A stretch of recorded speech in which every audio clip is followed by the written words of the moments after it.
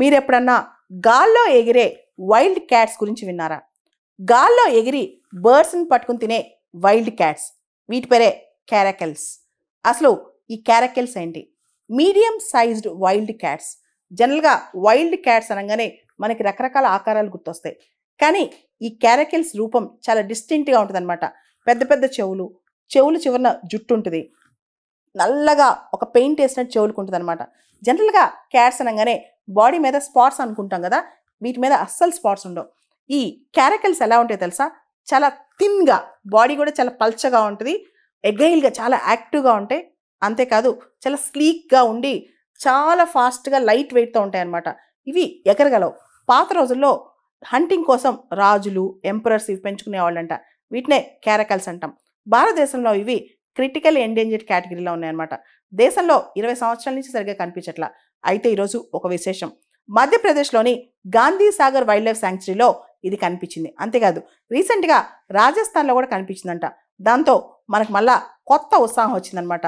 ఈ క్యారకల్ అనేది భారతదేశంలో చాలా అరుదుగా కనిపించే ఒక వైల్డ్ క్యాట్. రీసెంట్గా దాని ఫోటోగ్రాఫ్ తీయగలిగారంట.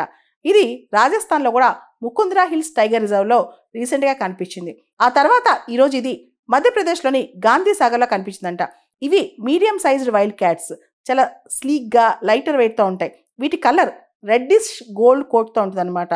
అండ్ ఈ వైల్డ్ క్యాట్స్ మీద ఎటువంటి స్ట్రైప్స్, స్పాట్స్ కనిపించవు.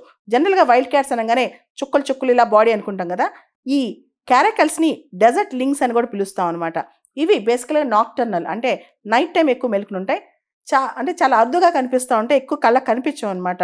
చాలా స్పీడ్గా, చాలా ఎగైల్గా అండ్ వర్టికల్గా 6 feet హైట్ వరకు వెళ్ళి బర్డ్స్ని క్యాచ్ చేస్తాయి అనమాట. మిడ్ ఎయిర్లోకి వెళ్ళి బర్డ్స్ని తింటాయి అనమాట.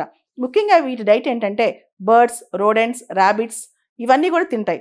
అండ్ వీటికి స్టెల్త్ కేపబిలిటీస్ అనమాట. వీటి లెగ్స్ చాలా స్ట్రాంగ్, పరిగెత్తు ఉంటాయి కాబట్టి తొందరగా పరిగెత్తి ఇవి దాక్కోగలవు అనమాట. ఈ క్యారకల్స్ అనేవి ఆఫ్రికాలో, మిడిల్ ఈస్ట్లో, సెంట్రల్ ఏషియాలో, ఇండియాలో కొన్ని పార్ట్స్లో కనిపిస్తాయి. ముఖ్యంగా రాజస్థాన్, గుజరాత్ రకరకాల పాకెట్స్లో కనిపిస్తాయి అనమాట. ఇండియాలో క్యారకల్స్ సంఖ్య 50 కంటే తక్కువే ఉంటుందంట. అసలు మరి ఈ క్యారకల్స్ ఎందుకు అంతరించిపోతున్నాయి భారతదేశంలో? ముఖ్యంగా హ్యాబిటాట్ లాస్ అనమాట. వ్యవసాయం అంటే చెట్లు నరికేసి వ్యవసాయం పెంచడం, అర్బనైజేషన్ ఎక్కువగా పట్టణీకరణ, ఇన్ఫ్రాస్ట్రక్చర్ డెవలప్మెంట్, ఇవన్నీ గ్రాస్ ల్యాండ్స్, స్క్రబ్ ఫారెస్ట్ ఇవన్నీ కూడా అంతరించిపోవడం, స్లోగా ఇన్ఫ్రాస్ట్రక్చర్ డెవలప్మెంట్ అవ్వటం, వీటన్నిటి వల్ల ముఖ్యంగా హ్యూమన్ వైల్డ్ లైఫ్ కాన్ఫ్లిక్ట్ కూడా ఈ క్యారకల్స్ అంతరించిపోవడానికి కారణం.